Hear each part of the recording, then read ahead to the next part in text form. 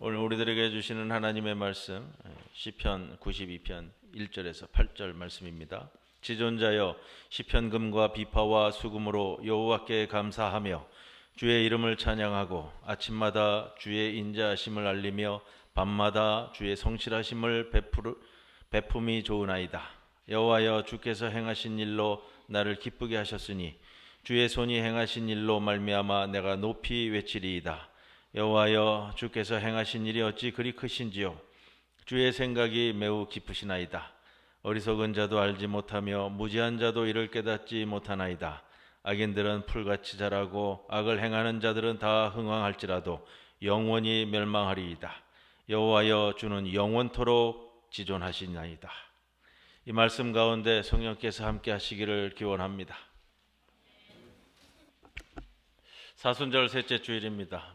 기다리는 내용도 우리에게 많이 소망하는 것도 있는데 자꾸 늦춰지기 때문에 우리가 실망하고 어려운 가운데 놓여 있는 부분들도 있지만 늘 기도함으로써 소망을 가지시기를 바랍니다.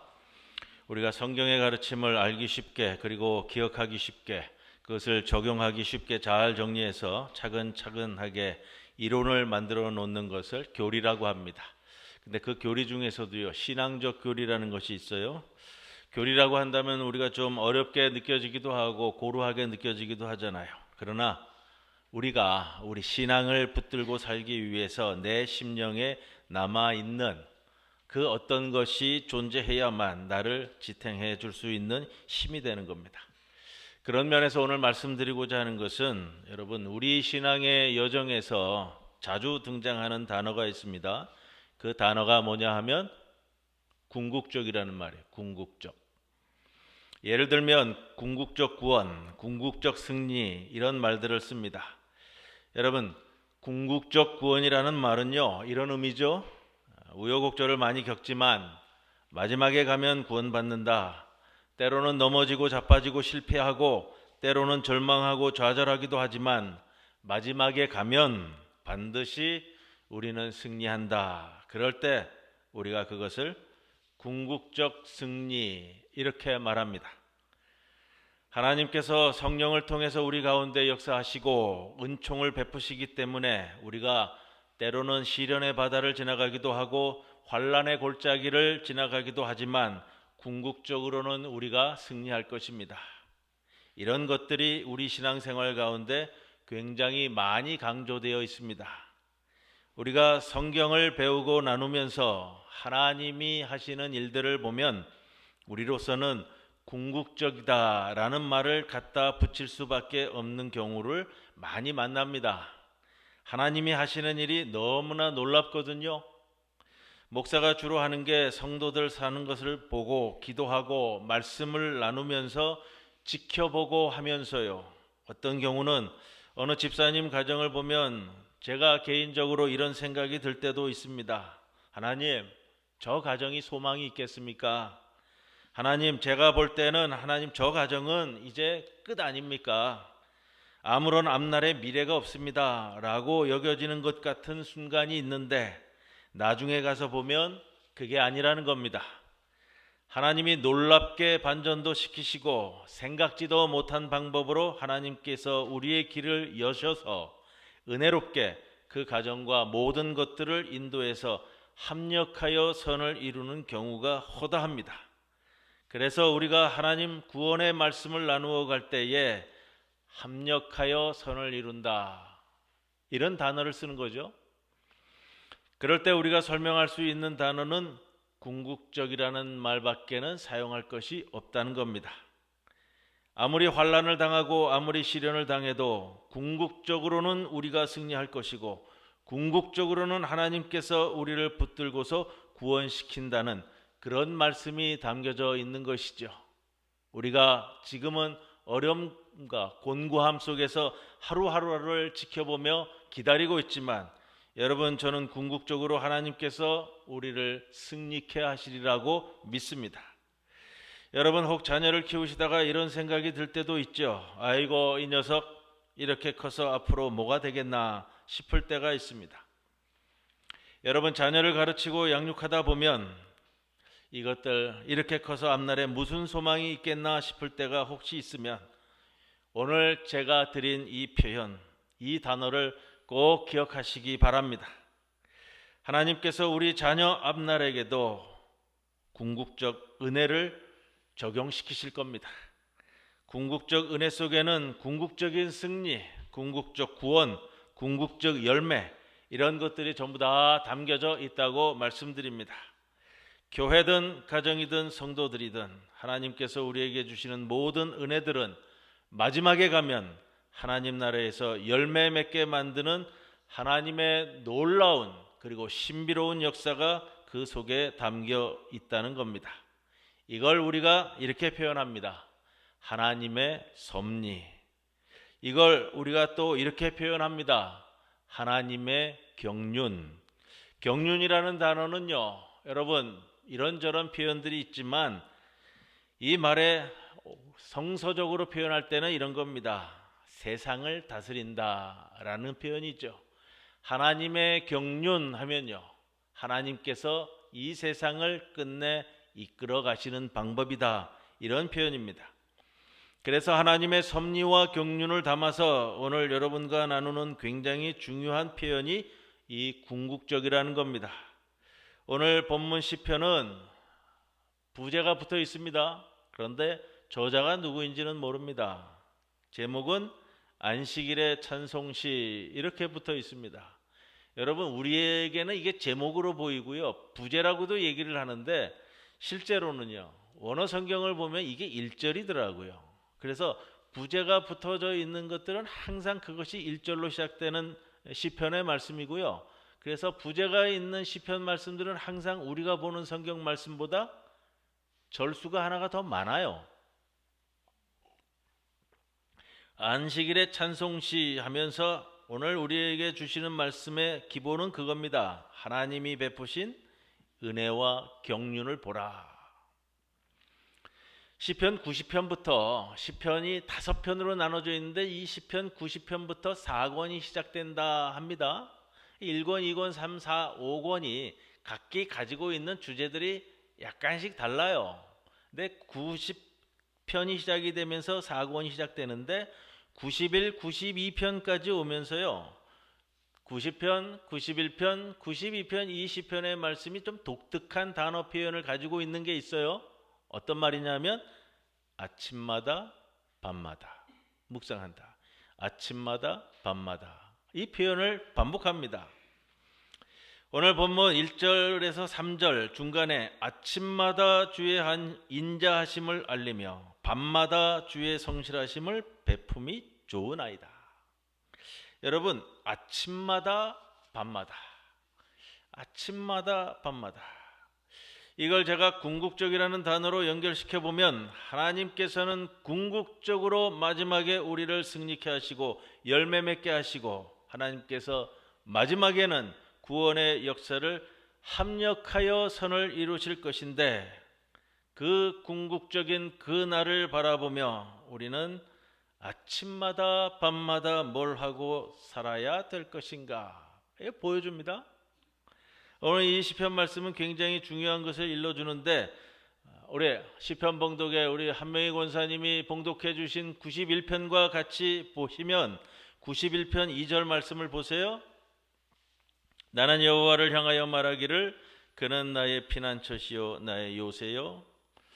여러분, 이 표현 잘 아시죠? 나의 피난처시요 나의 요새요. 이거는 다윗의 시편에 다윗의 고백으로 반복해서 나오는 표현입니다. 나의 피난처요 요새시라. 그가 너를 새 사냥꾼의 올무에서와 심한 전염병에서 건지실 것이미로다.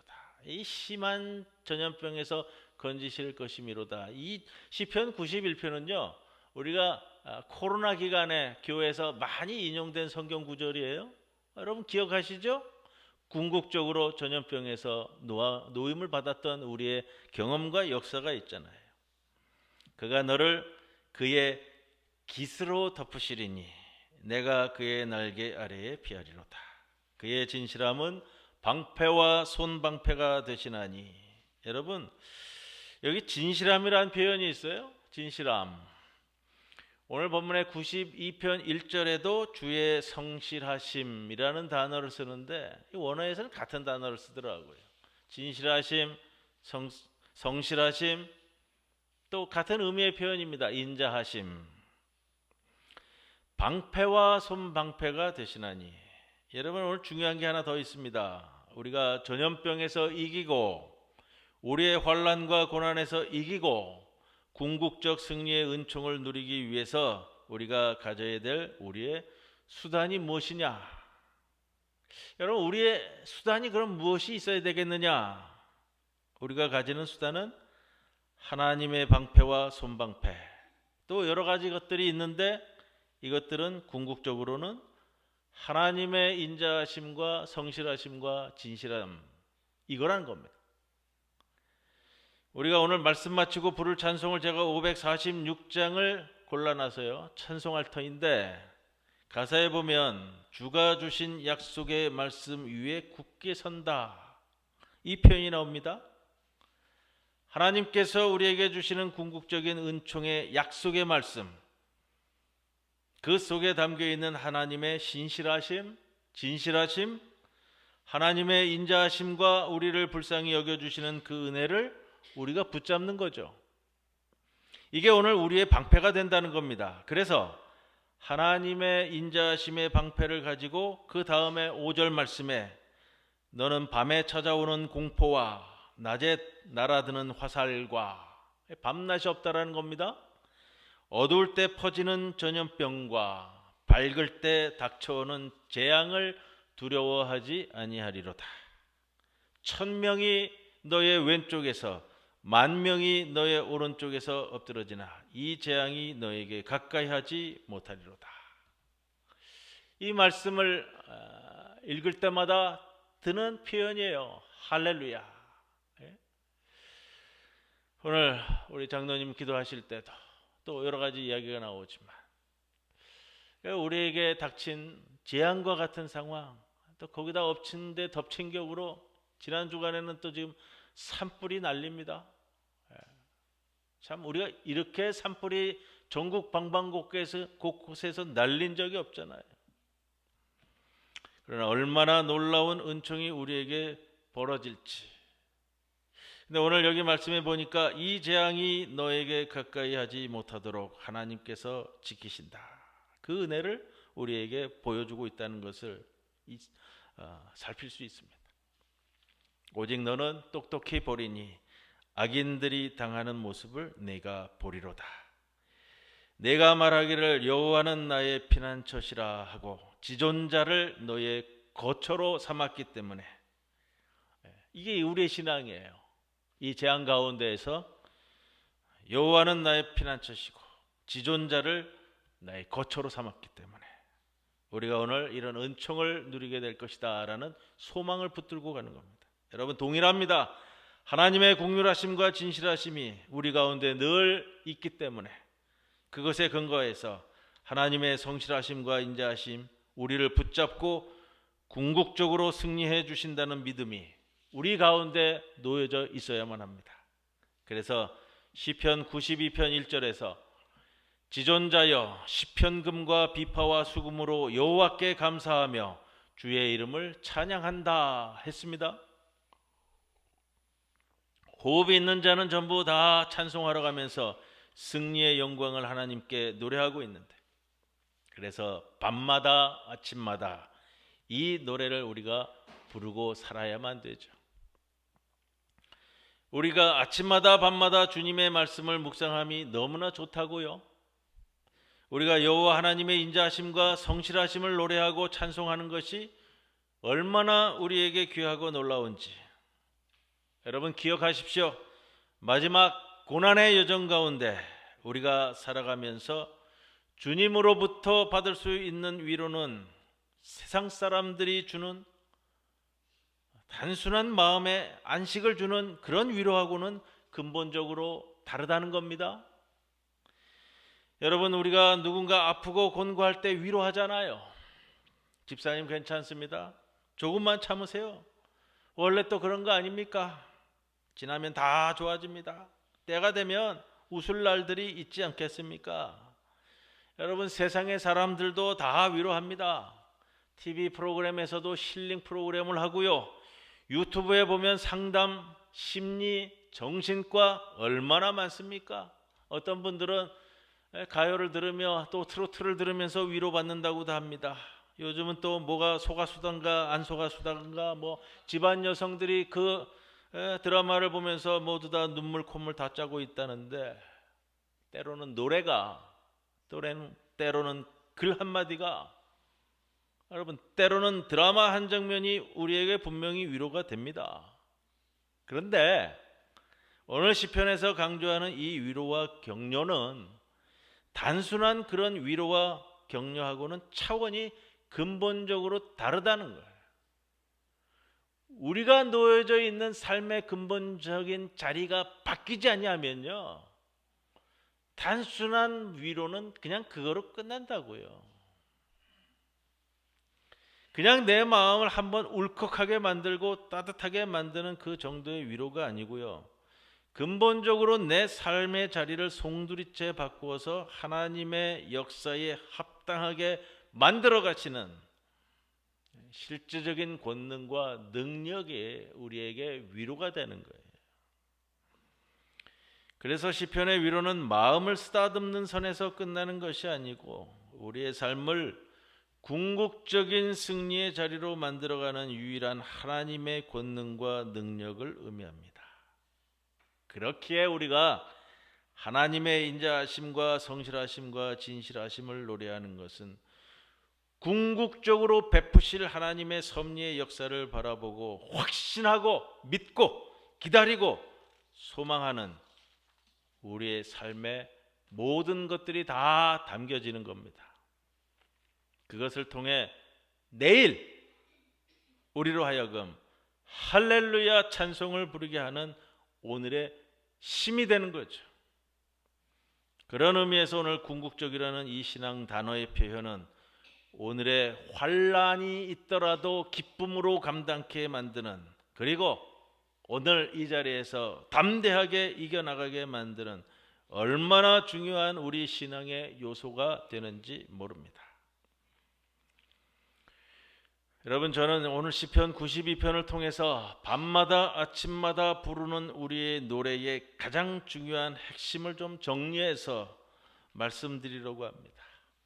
12절, 13절, 14절 본문에서 정한 거에서는 좀 벗어났지만 본문 말씀이 좀 길어가지고 제가 오늘 봉독하진 않았습니다만, 핵심적인 단어는요, 12절 말씀에 보세요. 92편 12절 말씀, 의인은 종려나무같이 번성하며 레바논의 백향목같이 성장하리로다, 이렇게 나옵니다. 이게 우리가 바라보는 소망이에요. 또 지금 2025년 3월 23일을 살아가고 있는 우리에게 주시는 말씀입니다. 여기서 말하는 죄의 의인은, 여러분, 내가 죄를 하나도 짓지 않았다 이것이 아니고요, 겸손히 하나님의 얼굴을 구하며 하나님의 인자와 성실하심을 밤마다 묵상하고 아침마다 노래하는 하나님의 백성들을 의미합니다. 그들이 의인입니다. 저와 여러분들이죠. 이런 의인들은 오늘 성경이 말하기를 종려나무 같고 백향목 같다고 했습니다. 백향목은 이 삼나무의 일종이에요. 근데 실제로 이스라엘에는 이 백향목이 잘 자라지 않는다고 그래요. 그래서 성경에 나오는 것이 레바논의 백향목 나오는데, 이 레바논 산맥에 올라가면서 이 삼나무의 일종이 일자로 쫙쫙 뻗어 올라가는데, 이 나무는 올곧게 자라면서 기본적으로 한 30m, 40m를 자라나고요, 백향이라는 이름처럼요, 향기가 좋다고 그래요. 그래서 이 백향목을 들여다가 예루살렘 성전도 지어댔잖아요. 대표적으로 하늘까지 올라가는 높이 성장하는 나무의 상징입니다. 종려나무는요, 군집을 이루어서 사막 가운데 자라나는 번성과 번창의 상징입니다. 종려나무같이 번성한다는 말은 우리가 가장 성경에 나오는 예를 찾아보니까 그 장면이 있어요. 모세가 이스라엘 백성들을 이끌고 처음 출애굽해서 마라의 샘물에 도착한 사건, 그 물을 마시고 저 배가 아팠던 사건이 있잖아요. 치유 사건이면서 그래서 이 구절에 나오는 것이 엘림의 종려나무 70그루라는 표현이 나와요. 엘림의 종려나무 70그루. 여러분 종려나무 아시잖아요. 이 부산에서도 제법 자라고요. 제주도에 가면 많이 있는데 사막 한가운데 이 오아시스를 중심으로 해가지고요 70그루의 종려나무가 자라는 모습. 하나님의 백성들이 광야에 있을 동안 하나님이 주시는 선물을 통해 그 은혜를 받고 번창하고 번성하고 우거지고 하나님의 생명의 역사가 넘치는 것을 상징적으로 우리에게 보여주는 표현입니다. 여러분 이런 것들이 어디 있느냐? 13절 말씀에 여호와의 집에 심겨서 우리 하나님의 뜰 안에서 번성하리로다.